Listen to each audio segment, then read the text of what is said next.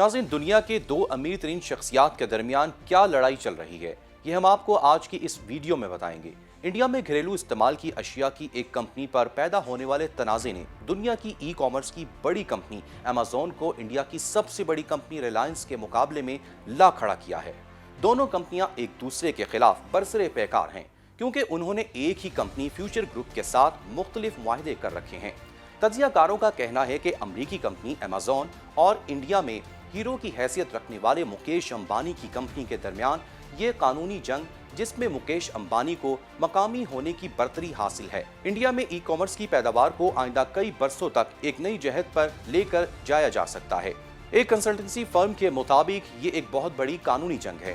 उनके मुताबिक इससे कबल अमेज़न ने कभी भी किसी मार्केट में इस किस्म का हरीफ नहीं देखा। अमेज़न के बानी जेफ बेज़ोस दुनिया के अमीर तरीन शख्स हैं।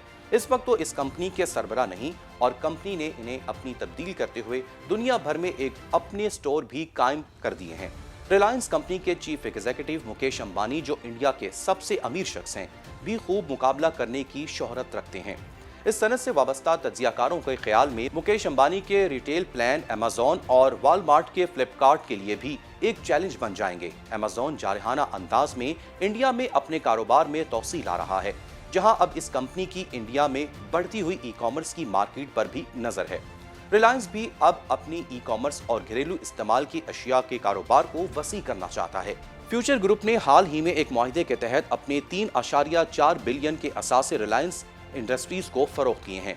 साल 2019 से अमेज़न फ्यूचर कंपनीज के 49% असासों का मालिक बन चुका है, जो इसे बिलवास्ता तौर पर फ्यूचर रिटेल का मालिक बना देता है।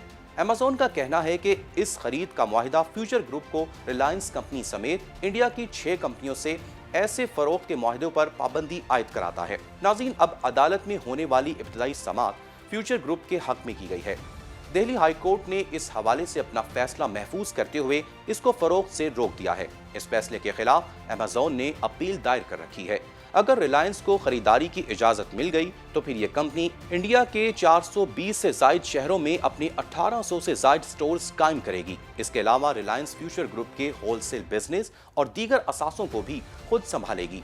तज्जियाकारों का ये भी कहना है कि रिलायंस के पास पैसा बहुत है, जिस वजह से इस कंपनी को मार्केट में मतलूबा असर रसूख हासिल है, लेकिन उन्हें ई कॉमर्स के शोबे में महारत हासिल नहीं है। अगर अमेज़न को कामयाबी हासिल होती है तो फिर इसका असर बढ़ जाएगा, जिससे वो अपने बड़े मद्दे मुकाबिल की इस शोबे में आने की रफ्तार को कम कर सकता है। दुनिया के दो अमीर तरीन अशखास में ये बड़ा तनाज़ा इस बात की निशानदही करता है कि जेफ बेज़ोस और मुकेश अंबानी के एक ऐसी मार्केट जैसे आम तौर पर पैदावारी शोबे में आखिरी दर्जा हासिल होता है में मफादात किस कदर बढ़ चुके हैं। ये इस बात का सबूत भी है कि बैरूनी सरमायाकारों के लिए इंडिया में कारोबार करना कितना ज्यादा मुश्किल बनता जा रहा है। ऐसी गैर मुल्की कंपनियों में अमेज़न का इजाफा नया है, जो अपने इंडियन कारोबारी पार्टनर्स से किए गए मुआहदों पर अमल नहीं करा सकी। ये गैर मुल्की कंपनियां इंडिया में मकामी अदालत में भी कानूनी कार्रवाई के उतार चढ़ाव का शिकार होकर रह जाती हैं। अमेज़न को डेटा के इस्तेमाल पर आयद पाबंदियों और इंडिया के वज़ीर आज़म नरेंद्र मोदी के खुद इन्हिसारी के ऐलान के बाद से ही मुश्किलात का सामना करना पड़ रहा है। अमेज़न और रिलायंस इंडिया की मार्केट पर लड़ने के लिए भी तैयार हैं, क्योंकि यहाँ पैदावार के मुनफरिद मौके दस्तयाब हैं। क्योंकि अमेरिका और चीन की मार्केट के बाद ऐसी कोई मार्केट नहीं जो इन कंपनीज को ऐसे मौके देती हो।